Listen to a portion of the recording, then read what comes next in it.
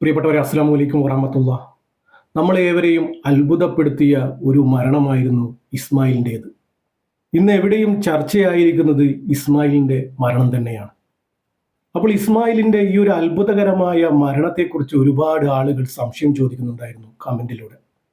ഇദ്ദേഹം എങ്ങനെയാണ് മരണപ്പെട്ടത് എന്ന്, ഇദ്ദേഹത്തിന് എന്തൊക്കെയോ വിഷമങ്ങൾ ഉള്ളതുപോലെ അങ്ങനെയൊക്കെ ഒരുപാട് ആളുകൾ കമൻറ്റിലൂടെ ചോദിക്കുന്നുണ്ടായിരുന്നു. ഇദ്ദേഹത്തിൻ്റെ ഈ ഒരു മരണം കണ്ടപ്പോൾ എനിക്കും ഇദ്ദേഹത്തെക്കുറിച്ച് കൂടുതൽ അറിയണമെന്ന് ആഗ്രഹമുണ്ടായിരുന്നു. അതുകൊണ്ട് തന്നെ നിങ്ങൾ ചോദിച്ച ഓരോ സംശയങ്ങൾക്കും മറുപടിയാണ് ഈ ഒരു വീഡിയോ. അറിയാത്തവർക്ക് വേണ്ടി, കണ്ണൂർ ചക്കരക്കല്ല് സ്വദേശിയായ ഇസ്മായിൽ മരണപ്പെടുന്നത് ഡിസംബർ 31-നാണ്. അതായത് പുതുവത്സരത്തിന് തൊട്ടു മുമ്പ്. അദ്ദേഹത്തിൻ്റെ പ്രത്യേകത എന്താണെന്ന് വെച്ചാൽ, മരണത്തെ ആ മനുഷ്യൻ മുന്നിട്ട് കണ്ടതുപോലെയുള്ള സംസാരമായിരുന്നു. താൻ മരിക്കുമെന്നും തന്നെ മണ്ണ് മണക്കുന്നുണ്ടെന്നും ഇസ്മായിൽ വീഡിയോയിലൂടെ പറയുകയുണ്ടായി. അതുമാത്രമല്ല, 2 ദിവസം മുന്നേ സുഹൃത്തുക്കളോടും സഹപാഠികളോടും യാത്ര പറയുകയുമുണ്ടായി.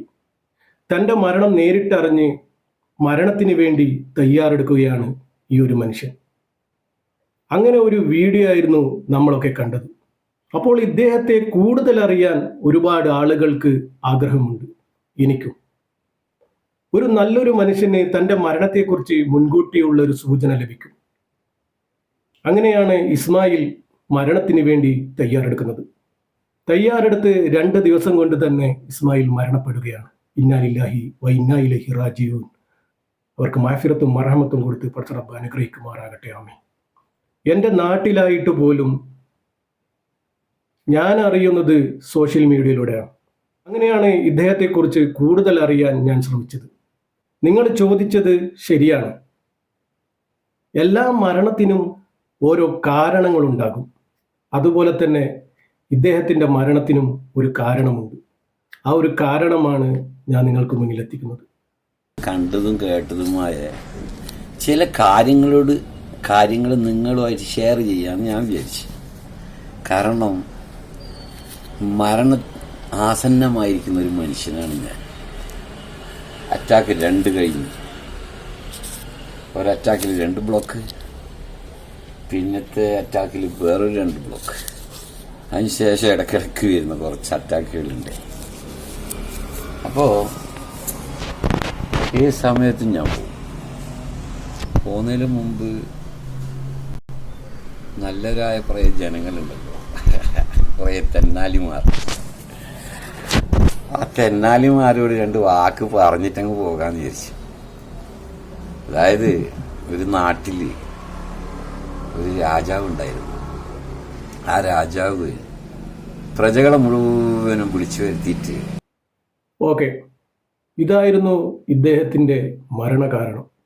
ഇദ്ദേഹത്തിന് 2 അറ്റാക്ക് കഴിഞ്ഞതാണെന്നാണ് ഇദ്ദേഹം പറയുന്നത്.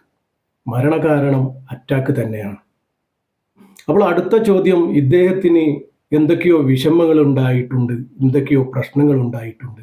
അപ്പോൾ അതാണ് നമ്മൾ നോക്കുന്നത്. ഇദ്ദേഹത്തിന് എന്താണ് പ്രശ്നം, എന്താണ് വിഷമം, എന്താണ് പ്രയാസമെന്ന്. ഒരു പ്രയാസമുള്ള ആളുകൾ സംസാരിക്കുന്നത് പോലെയാണ് ഇദ്ദേഹം സംസാരിക്കുന്നതെന്ന് ഒരുപാട് ആളുകൾ കമൻറ്റിലൂടെ ചോദിച്ചു. അത് സത്യമാണ്, എല്ലാവർക്കും തോന്നിയതുമാണത്.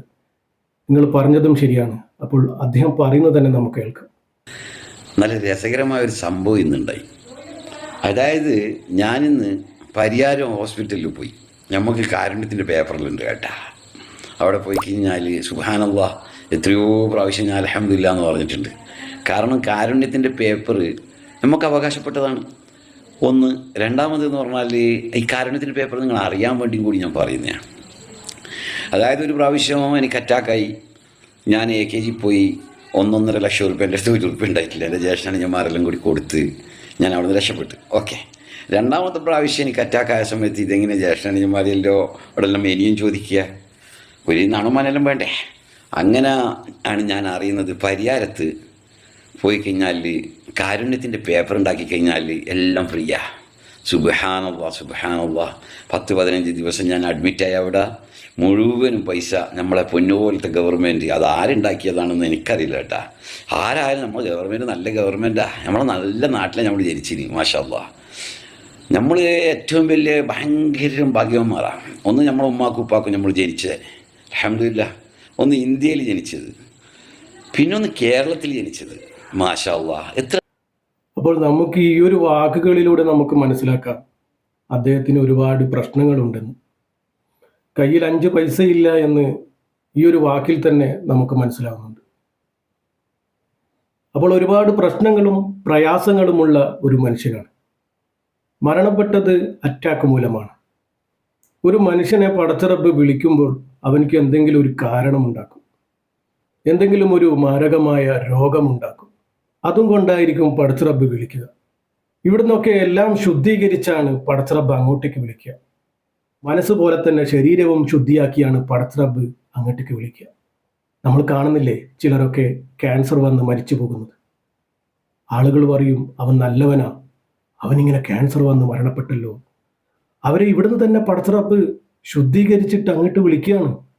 ആരും അതിനെ കുറ്റപ്പെടുത്താൻ പാടില്ല.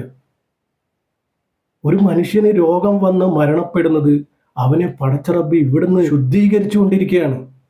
അവൻ്റെ പാപങ്ങളൊക്കെ ഇവിടുന്ന് തന്നെ ഇല്ലാതാവുകയാണ്. ചില നല്ല നല്ല മനുഷ്യന്മാരൊക്കെ താൻ മരിക്കാനായി എന്നുള്ളൊരു സൂചനയും തന്ന് എല്ലാവരോടും പൊരുത്തപ്പെടിപ്പിക്കുന്നത് നമ്മളൊക്കെ കാണുന്നതല്ലേ.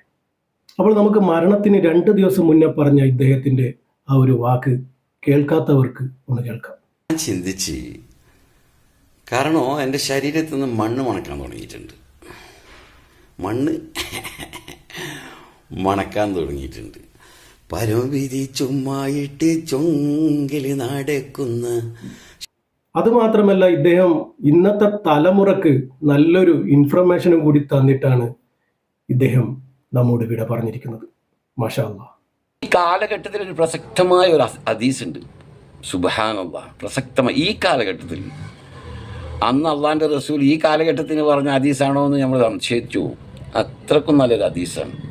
അതായത് ഇപ്പം നടക്കുന്ന കല്യാണം എന്ന് പറയുന്നത് മഞ്ഞക്കല്യാണോ, ചുവപ്പ് കല്യാണോ, മഞ്ഞ അല്ലാത്ത കല്യാണോ, നീലക്കല്യാണോ, സുബ്ഹാനല്ലാഹ്. കടന്ന കല്യാണം, കടക്കാത്ത കല്യാണം എന്നെല്ലാം പറഞ്ഞ കല്യാണങ്ങളാണ് നടക്കുന്നത്. ആർഭാടമായുള്ള കല്യാണങ്ങൾ.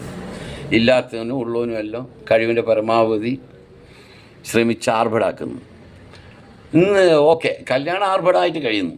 പക്ഷേ ഡൈവോഴ്സ് ആരും അറിയുന്നില്ല. നാടായ നാട്ടുകാരെ അറിയിച്ചുകൊണ്ട് കല്യാണം കഴിക്കുന്നു. ഡൈവോഴ്സോ ഒരാളും അറിയുന്നില്ല. ഓരോ മഹലിലും അതേപോലെ കോടതിയിലെല്ലാം കെട്ടിക്കിടക്കുക ഡൈവോഴ്സ് പേപ്പറുകൾ.